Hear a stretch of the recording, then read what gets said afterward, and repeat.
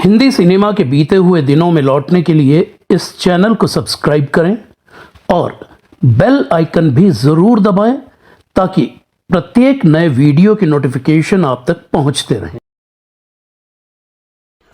नमस्कार, मैं शिशिर कृष्ण शर्मा आज स्विट्जरलैंड की बेहद खूबसूरत ल्यूजर्न लेक पर हूं और बीते हुए दिन में आपका स्वागत करता हूं। आज बात एक ऐसे अभिनेता की जिन्हें हम बहुत अच्छी तरह पहचानते हैं, लेकिन उनके बारे में जानने की उत्सुकता हमेशा से हमारे मन में रही है। वो हैं वीर सखुजा। वीर सखुजा का करियर महज 11 साल और 16 फिल्मों तक ही सिमट कर रह गया था। उनकी आखिरी फिल्म साल 1964 की कश्मीर की कली थी। इस फिल्म के सुपरहिट गीत है दुनिया उसी की जमाना उसी का में नशे में धुत फौजी कर्नल के रूप में वीर सखुजा की मौजूदगी ने देखने वालों पर गहरी छाप छोड़ी थी और उसी छाप की वजह से उनके बारे में जानने की मेरी बेचैनी लगातार बढ़ती चली गई थी। मेरी हर एक कोशिश नाकाम होती जा रही थी। फिल्मों से जुड़ी एसोसिएशनों से मुझे कुछ पता नहीं चल पा रहा था। उनके वक्त के ज्यादातर लोग अब इस दुनिया में नहीं थे और जो थे भी वो कुछ बता पाने की स्थिति में नहीं थे। ऐसे में अचानक मुझे अनिल आहूजा जी का ख्याल आया। अनिल आहूजा यानी बीते दौर के जाने माने लेखक और अभिनेता देव किशन जी के बेटे, फिल्म 20 साल बाद के संवाद लेखक और हवेली के चौकीदार लक्ष्मण की भूमिका निभाने वाले अभिनेता देव किशन जी। उनके बारे में जानने की ऐसी ही बरसों पुरानी मेरी बेचैनी ने मुझे अनिल आहूजा जी तक पहुंचाया था। अनिल जी को वीर सखुजा के बारे में तो ज्यादा जानकारी नहीं थी, लेकिन उन्होंने एक अहम सुराग जरूर मुझे दिया। उन्होंने बताया था वीर सखुजा के बड़े भाई डॉक्टर रमेश सखुजा का दिल्ली के पहाड़गंज में शीला टॉकीज के पास सखुजा क्लिनिक था और वो हमारे फैमिली डॉक्टर थे। उनके दिए सुराग ने मेरे लिए रास्ते बहुत आसान कर दिए। गूगल सर्च में मुझे सखुजा क्लिनिक मिला, क्लिनिक का लैंडलाइन नंबर मिला, क्लिनिक के स्टाफ ने मुझे डॉक्टर नवीन सखुजा का मोबाइल नंबर दिया और डॉक्टर नवीन के जरिए मैं डॉक्टर रमेश सखुजा के बेटे संजय सखुजा तक पहुंचा और संजय जी के जरिए मुझे उनके चाचा वीर सखुजा के बारे में सारी जानकारी हासिल हुई। वीर सखुजा का जन्म साल 1924 में सरगोधा में हुआ था, जो अब पाकिस्तान में है। उनके पिता ब्रिजलाल सखुजा रुड़की इंजीनियरिंग कॉलेज से सिविल और मैकेनिकल इंजीनियरिंग में पास आउट थे। बंटवारे के बाद वो पंजाब पीडब्ल्यूडी में चीफ इंजीनियर रहे। उड़ीसा का हीराकुड बांध भी उन्हीं की देखरेख में बना था। वीर सखुजा की मां एक हाउसवाइफ थी।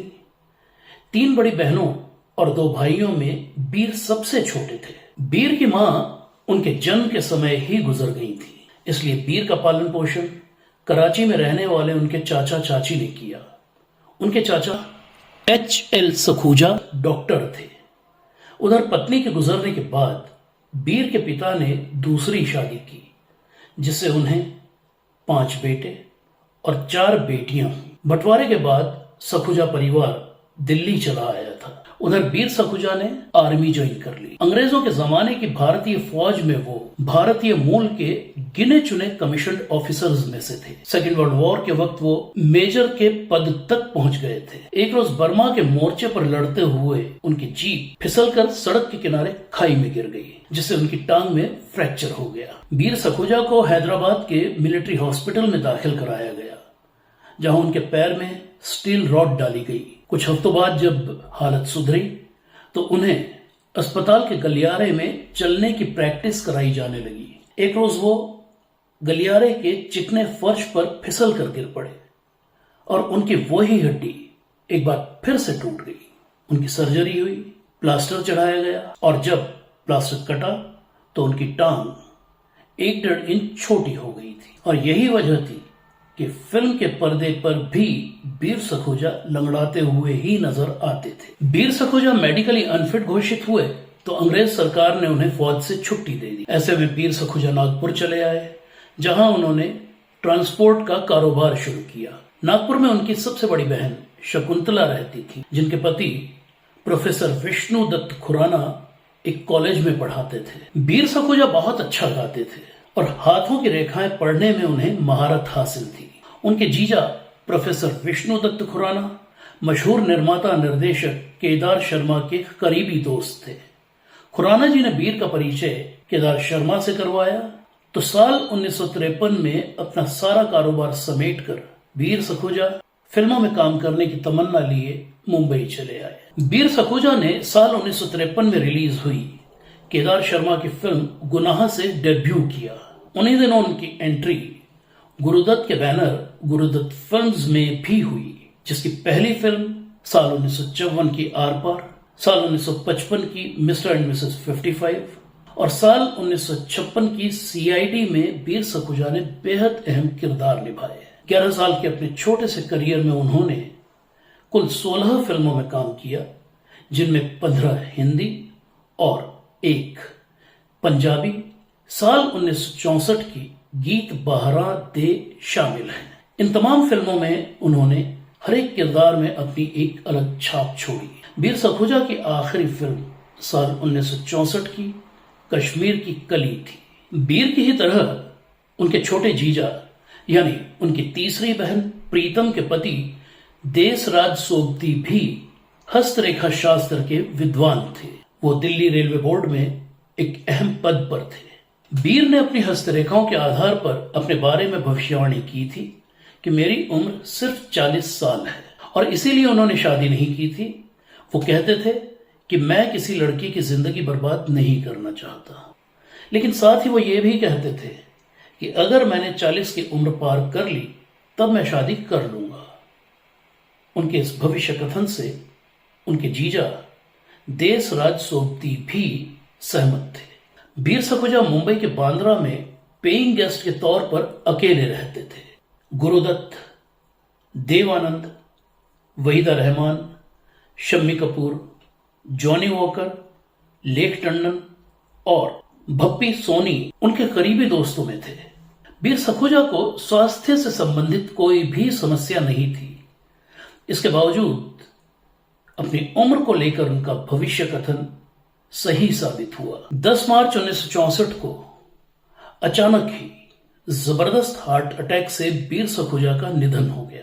यह खबर मिलते ही डॉक्टर रमेश सखुजा मुंबई पहुंचे और छोटे भाई के अंतिम संस्कार से जुड़ी तमाम रस्में उन्होंने ही पूरी की। उस वक्त वीर सखुजा उम्र के 40वें साल में थे। डॉक्टर रमेश सखुजा के बेटे संजय सखुजा उस वक्त बहुत छोटे थे।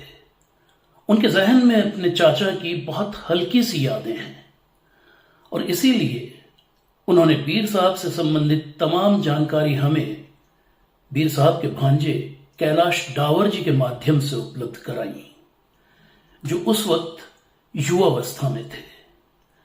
कैलाश जी वीर साहब की बीच वाली बहन सुशीला जी के बेटे हैं। कैलाश डावर जी कहते हैं, मैं आईआईटी खड़गपुर में इलेक्ट्रिकल इंजीनियरिंग का छात्र था और मेरा कोर्स पूरा होने वाला था। वीर मामा बेसब्री से मेरे रिजल्ट का इंतजार कर रहे थे। जैसे ही मेरा रिजल्ट आया और मैं पास हुआ, मैंने टेलीग्राम से उन्हें यह खुशखबरी भेजी। बदकिस्मती से उनके निधन का टेलीग्राम भी हमें उसी रोज मिला था।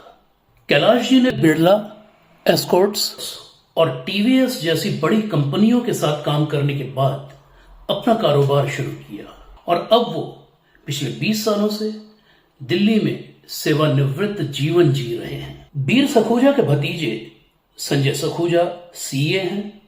वो मुंबई में रहते हैं और non banking financial company ambit Finvest के एग्जीक्यूटिव चेयरमैन हैं। उनके पिता और वीर के बड़े भाई डॉक्टर रमेश सखुजा का निधन 3 अप्रैल 2005 को 83 साल की उम्र में हुआ। नई दिल्ली के पहाड़गंज स्थित सखुजा क्लिनिक के डॉक्टर नवीन सखुजा एक नेत्र चिकित्सक हैं और वो वीर सखुजा के चाचा डॉक्टर एच.एल. सखुजा के पोते हैं। वो चाचा जिन्होंने वीर सखुजा को पाल पोसकर बड़ा किया था। डॉक्टर नवीन सखूजा दिल्ली के गोल्फ कोर्स में अपने दादा के बनवाए पुश्तैनी मकान में रहते हैं। स्वर्गीय वीर सखूजा जी से संबंधित तमाम जानकारी और उनकी कुछ दुर्लभ पारिवारिक तस्वीरें आप तक पहुंचाने में हम कामयाब हुए।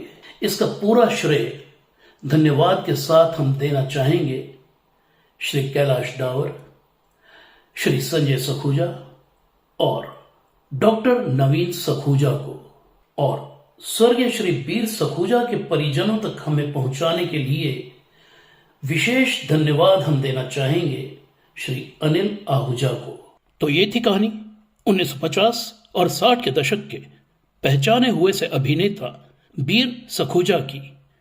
वीर सखूजा पर डिटेल्ड आर्टिकल का ब्लॉग बीते हुए दिन का लिंक इस वीडियो के साथ डिस्क्रिप्शन में दिया गया है। तो मिलते हैं बहुत जल्द हिंदी सिनेमा की किसी और भूली बिसरी शख्सियत, किसी भूली बिसरी दास्तान को लेकर। तब तक के लिए इजाजत दीजिए। नमस्कार। ब्लॉग बीते हुए दिन अब किताब की शक्ल में। डिटेल्स इस वीडियो के साथ डिस्क्रिप्शन में देखिए।